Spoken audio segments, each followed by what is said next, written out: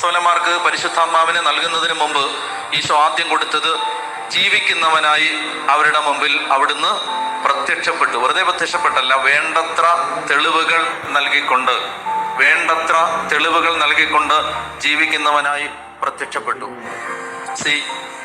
ഒരു കാര്യം ഞാൻ നിങ്ങളോട് പറയാം.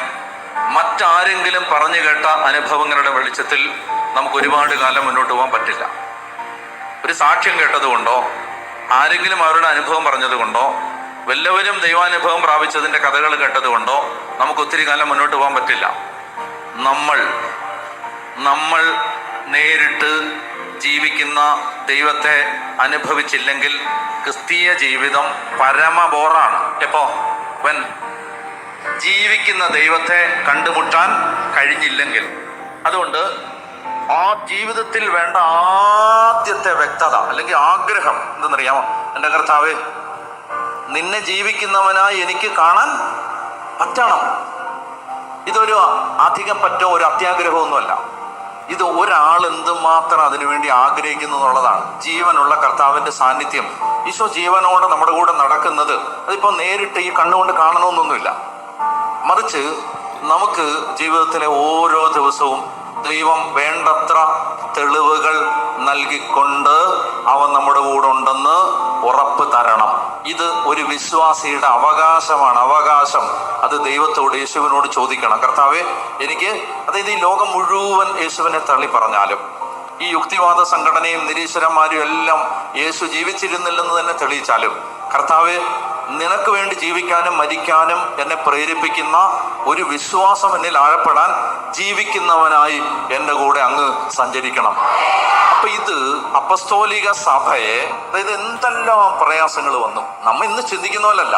ഇന്ന് നമുക്ക് ആധാർ കാർഡ് പിടിച്ചു വെക്കെന്ന് പറഞ്ഞാൽ നമ്മൾ പള്ളിയിൽ പോകാതിരിക്കും. റേഷൻ കാർഡ് തരത്തില്ലെന്ന് പറഞ്ഞാൽ അപ്പം തന്നെ മെമ്പർഷിപ്പ് കട്ട് ചെയ്യും പള്ളിയിലെ. പാസ്പോർട്ട് തരത്തില്ലെന്ന് പറഞ്ഞാൽ സിമ്പിളായിട്ടൊന്ന് ചിന്തിച്ചോ. അതായത് നിങ്ങളുടെ പാസ്പോർട്ട് തരത്തില്ല. ക്രിസ്ത്യാനിയാണെങ്കിൽ നിങ്ങൾക്ക് പാസ്പോർട്ട് ഇല്ല, കാനഡയ്ക്ക് പോകാൻ പറ്റത്തില്ല.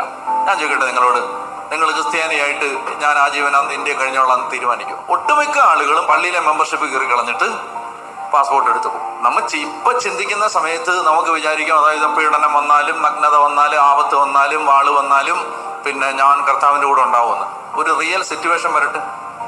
ഒരു റിയൽ സിറ്റുവേഷൻ, അതായത് യേശുവിനെയും നമുക്ക് ഏറ്റവും പ്രിയപ്പെട്ട ഒരാളെയും നിർത്തിയിട്ട് ചോദിക്കട്ട്, യേശുവിനെയും നമുക്ക് ഏറ്റവും പ്രിയപ്പെട്ട ഒരു ജോലിയെ നിർത്തിയിട്ട് ചോദിക്കട്ട്, യേശുവിനെ നമുക്ക് ഏറ്റവും പ്രിയപ്പെട്ട അല്ലെങ്കിൽ കുറച്ച് സമ്പത്തും വെച്ചിട്ട് ചോദിക്കട്ട്, അന്നേരം അറിയാം ആരെ വേണം, യേശുവിനെ വേണോ ബറാബാസിനെ വേണോ.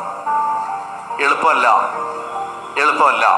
ശ്രദ്ധിച്ചോ, ജീവിതത്തിൽ ആരെങ്കിലും ഒരാള് യേശുവിൻ്റെ കൂടെ നിന്നിട്ടുണ്ടെങ്കിൽ അവർക്ക് ഒരു ഉറപ്പ് കിട്ടിയത് കൊണ്ടാണ് അവൻ ജീവനോടെയുണ്ട്.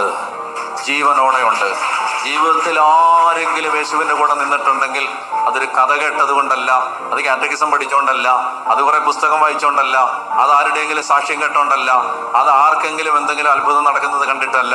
മറിച്ച് ജീവിതത്തിൻ്റെ ഏതോ നിസ്സഹായ നാഴികകളിൽ ചങ്കുപൊട്ടി വേദനിച്ച് തകർന്ന് വിഷമിച്ചിരുന്ന 1000 സന്ദർഭങ്ങളിൽ അവൻ എഴുന്നേറ്റ് വന്ന് തോളെ തട്ടിയിട്ട് പറഞ്ഞിട്ടുണ്ട്, സാരമില്ലടാ, ഞാനുണ്ടടാ എൻ്റെ കൂടെ എന്ന് പറഞ്ഞിട്ടുള്ള ആ ജീവിക്കുന്ന ദൈവത്തെ കണ്ടുമുട്ടിയ അനുഭവങ്ങളാണ് വിശ്വാസവീരന്മാരായി നിലനിൽക്കാൻ സഹായിക്കുന്നത്.